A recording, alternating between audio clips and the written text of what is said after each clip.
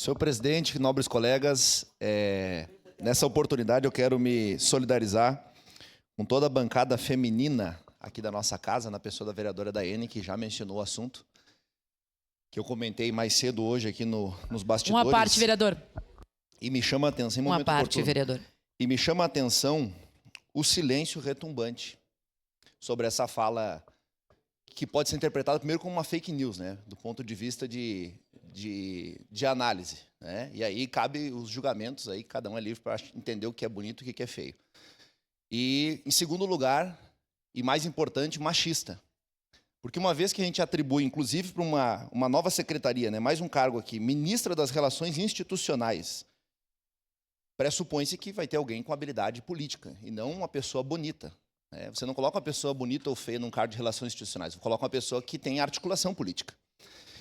E aí, na mesma fala, inclusive, o presidente ele se referiu a um deputado do Ceará, abre aspas, cabeçudão do Ceará, fecha aspas. A pergunta que eu faço, vereador Bortola, é: e se fosse o Bolsonaro? Estava com inquérito no STF, estava preso preventivamente, tinha saído em todos os portais de notícia do nosso país, em momento oportuno. Então, eu acho que é importante a gente trazer luz aqui, mostrar e falar de resultados.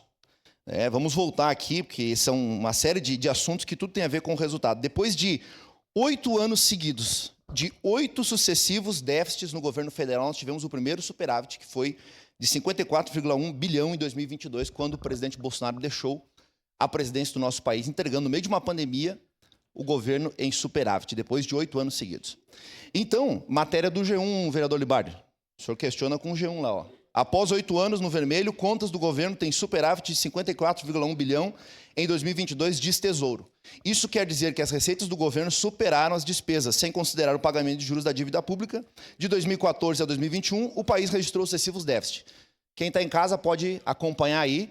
Se necessário, a gente envia o link também nas redes sociais. Então, fica aqui a manifestação de repúdio e a solidariedade a todas as vereadoras mulheres dessa casa. Não somente aquelas que são de direita, aquelas que são da base do governo, a todas, de esquerda, direita, de centro, governo, oposição.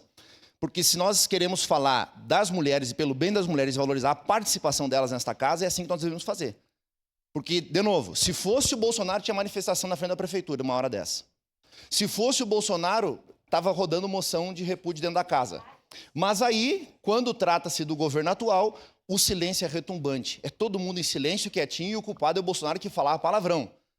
O Bolsonaro fala palavrão, fala palavrão. Então, a gente precisa trazer as claras e ser honesto na nossa avaliação. De novo aqui, repúdio a fala do presidente Lula. Se Gleisi Hoffmann tem capacidade técnica ou não, a gente não sabe. O que a gente sabe é que, de acordo com o que ele disse, ela é uma mulher bonita. O que ela vai fazer em relação institucional sendo uma mulher bonita? Fica aqui o ponto de interrogação bem grande para todo mundo considerar e pensar na sua cabeça o que ele quer dizer com isso. Relações institucionais, uma mulher ser bonita dentro do Congresso. Qual é a atribuição que ele quer se referir? Quem fez o pedido à parte? Vereadora Andressa, seu à parte, por gentileza. Vereador Caleb, primeiramente, eu fico feliz que os vereadores, e a vereadora Daiane trouxe, estão preocupados com a temática das mulheres, né? Porque, obviamente, a fala do presidente Lula, nesse sentido, foi infeliz, sim, né?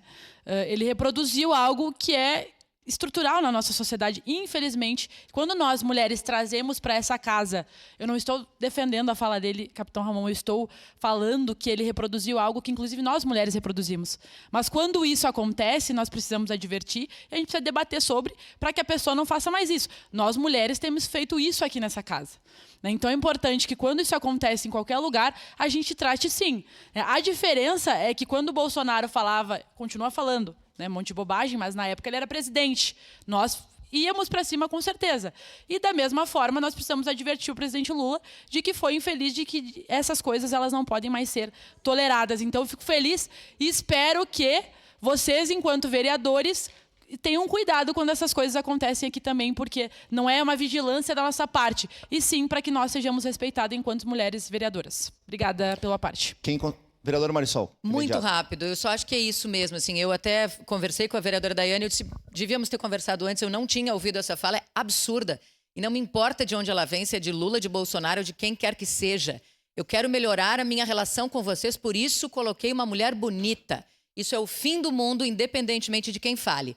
e também é para a gente refletir, porque eu ouvi agora, quando fala em Lula ou Bolsonaro, obviamente vocês sabem que eu sou de centro, não defendo nenhum dos dois, nesse caso em específico, mas aí, quando era o Bolsonaro, eu ouvi agora a vereadora Andressa dizer, nós partíamos para cima. Quando é o presidente Lula, nós temos que advertir. Não pode ser, nós temos que partir para cima em qualquer uma das situações. Para concluir, vereador. Senhor presidente, nobres pares, não vai ser possível conceder os apartes que foram solicitados, mas assina embaixo do que a senhora disse, vereadora Marisol. Para concluir, vereador. A gente precisa ser isonômico e justo em todas as falas, então fica aqui registrado por parte de um homem desta casa, de direita, a nossa justiça com as mulheres, especialmente dessa Câmara de Vereadores. Aqui isso não vai acontecer. Vereador. Muito obrigado, senhor presidente. Obrigado, vereador Edson da